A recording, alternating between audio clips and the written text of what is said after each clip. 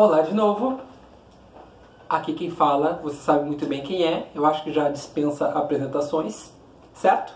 Dispensam apresentações, perdão, vamos fazer a concordância do verbo com o sujeito, mesmo esse verbo aparecendo antes desse sujeito, não esqueçam, dispensam apresentações. O que é que se dispensam?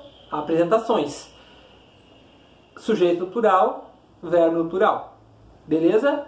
Não é só para classificar esse sujeito simples, composto, elíptico, que a gente estuda a sintaxe. Nós estudamos porque sintaxe é um mecanismo importantíssimo de concordância verbal quando falamos da relação do verbo com o sujeito. Mas agora, abra um livro, Conquista, o grandão, capítulo número 5, página 4. Nós vamos ler o poema Canção do Exílio. Mas antes de lermos Canção do Exílio, eu tenho duas coisinhas que eu quero fazer com vocês, duas explanações que eu preciso fazer com vocês. A primeira, sobre como se dá a estrutura de um poema. A segunda são algumas curiosidades sobre o Gonçalves Dias e sobre o poema Canção do Exílio. Eu acho que esse é um poema que é importante que vocês conheçam. Vocês o conhecerão com certeza no segundo ano, na segunda série do ensino médio, na disciplina de literatura, mas eu acho que seria legal vocês já irem para esse ensino médio já conhecendo um dos poemas mais canônicos do Brasil. Este é um poema canônico, que é canônico. Cânone é um ícone da nossa cultura. Nós temos que conhecer a nossa cultura. Ah, senhor, mas eu conheço funk. Funk também é cultura. Mas também vamos conhecer um pouquinho da cultura histórica do nosso país, né? De cultura literária. É importante também. Agora vamos lá. Pois bem, vamos falar então sobre a estrutura do poema. Vocês vão perceber o quê? Que este poema apresenta 1, 2, 3, 4, 5 partes. Como se fossem parágrafos. O poema não tem parágrafo, né? Essas 5 partes, que são como se fosse parágrafo, nós chamamos de estrofes. O poema não apresenta parágrafo, o poema apresenta estrofe. E entre uma estrofe e outra, nós deixamos uma linha em branco. Existe um número mínimo de linhas para estrofe? Não existe. Tá? Mas entre uma estrofe e outra se deixa uma linha em branco. O que é diferente do texto em prosa, que é o texto que nós costumamos escrever, redigir nas nossas aulas. Nós não podemos deixar nenhuma linha em branco quando escrevemos em prosa. O que é em prosa? Um texto, um ensaio, uma narrativa, uma resenha crítica, que vocês escreveram 2 no bimestre passado. Tá? Agora aqui sim, aqui entre uma estrofe e outra nós deixamos uma linha em branco. Para as estrofes são constituídas por versos. O que são os versos? São as linhas de cada estrofe. Vamos lá, primeira estrofe. Minha terra tem palmeiras onde canta o sabiá. As aves que aqui gorjeiam não gorjeiam como lá. Quantas linhas nós temos? 1, 2, 3, 4. Contaram, né? Quantos versos nós temos? 1, 2, 3, 4 versos. Certo? Portanto, os versos são o quê?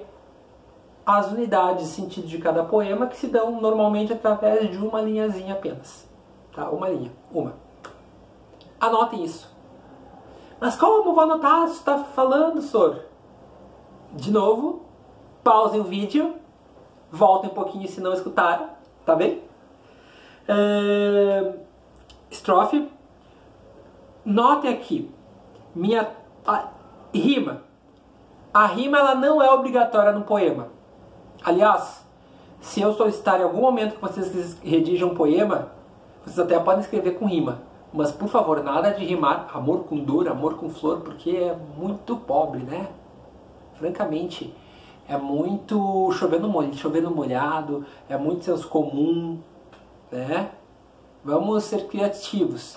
Eu confesso que eu prefiro o verso livre, ou seja, poema sem rima. Eu não acho que a rima, eu acho que a rima é completamente dispensável. Muitas vezes ela ajuda, mas às vezes atrapalha.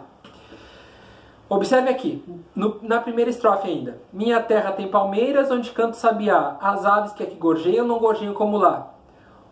O primeiro e o terceiro verso não rimam entre si. Mas o segundo e o quarto rimam, ó. Minha terra tem palmeiras, primeiro verso.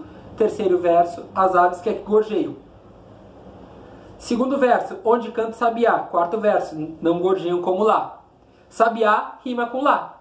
Então, a rima é o quê? É uma similitude, uma similaridade sonora. Beleza? Outro aspecto muito importante da poesia é a musicalidade, que é o quê? É o ritmo. A poesia ela é marcada por ritmo. Muitas vezes vocês vão ver que alguns versos repetem. E assim, gente, nasce a canção. Por quê? Porque a canção, a música como nós conhecemos, ela apresenta um verso que se repete, cada canção, né, que se chama refrão. Não que a poesia tenha um refrão, mas a gente pode dizer que existe aqui um indício de origem da música como nós conhecemos hoje, né? Vamos lá então. Mas eu vou falar mais da musicalidade depois de nós fazermos a análise. Então, poesia é música. Se vocês ouvirem falar que poesia é música, poesia é canção, não quer dizer que eu vou cantar que nem a Marisa Monte ou que nem o Bruno Marrone. Não. Cantar por quê? Porque é um texto construído por ritmo. A métrica do poema...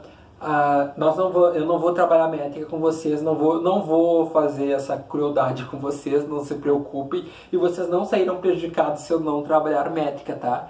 Nem na faculdade nós trabalhamos com isso, tanto assim, tá bem?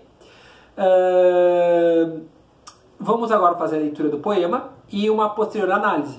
Mas antes, ó, Canção do Exílio foi escrita por Gonçalves Dias, em 1843, quando ele estava em Coimbra. Coimbra é uma cidade ao norte de Portugal, né?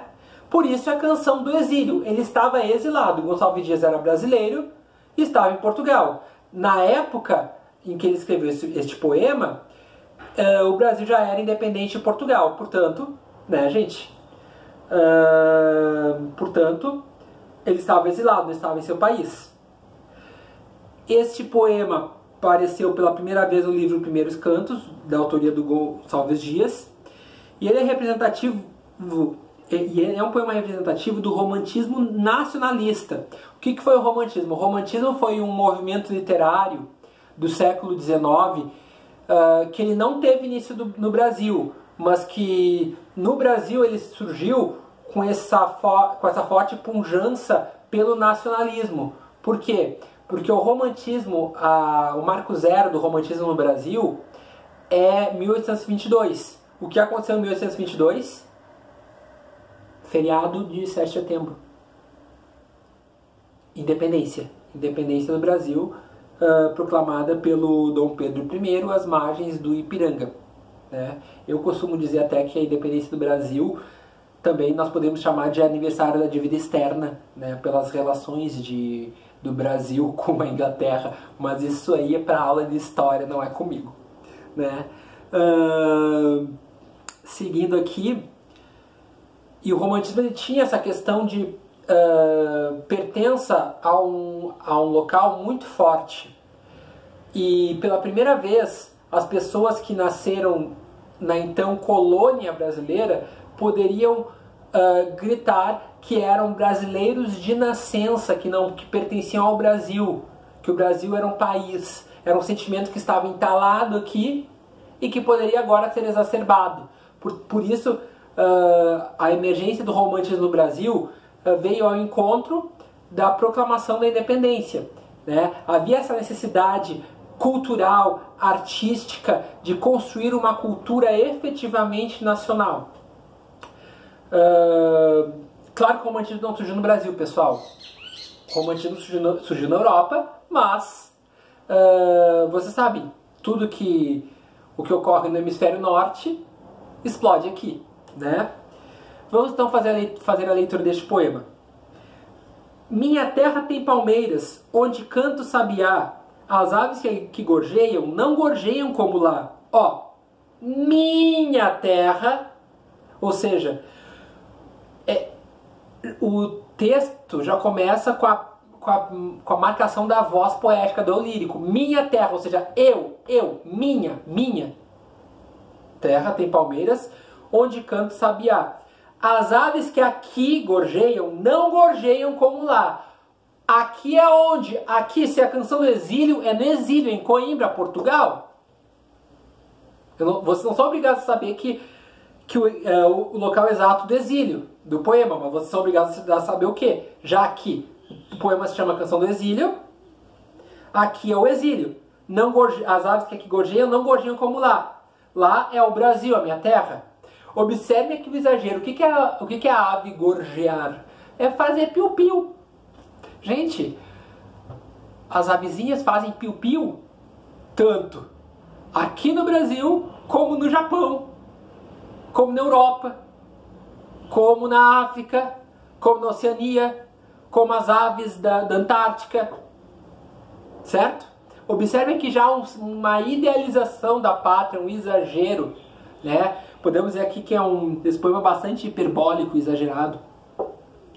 Ó, nosso céu tem mais estrelas, nossas várzeas têm mais flores, nossos bosques têm mais vida, nossa vida mais amores. O hino nacional se inspirou, o nosso hino nacional se inspirou um pouquinho nesse poema, sim. E observe que por que a musicalidade? Nosso céu tem mais estrelas, nossas várzeas têm mais flores, nossos bosques têm mais vida, nossa vida mais amores. Existe todo um ritmo de entonação ao declamar este poema. E observe aqui, nosso, nossas, nossos, nossa. Eu. Mais uma vez o uso do eu, a minha terra, ela é muito boa. Em cismar sozinha à noite, mais prazer encontro eu lá. Minha terra tem palmeiras, onde canta o sabiá. Cismar e andar, ou seja, em cismar sozinha à noite, eu encontro mais prazer onde? Eu encontro mais prazer no Brasil do que no exílio. Né? Lá, no caso, é o Brasil, é a minha terra, a terra do eu lírico. Né? Um pouco de exagero, né, pessoal? Porque é muito melhor andar à noite pela Europa do que andar à noite por Porto Alegre, né? Claro que existe uma distância temporal significativa aqui, tá? De 200 anos quase. Minha terra tem primores, que tais não encontro eu cá. Em cismar sozinha à noite, mais prazer encontro eu lá. Minha terra tem palmeiras, onde canto o sabiá. Ó, o que são primores? São belezas naturais, né? São as belezas. Minha terra tem primores que tais não encontram o cá.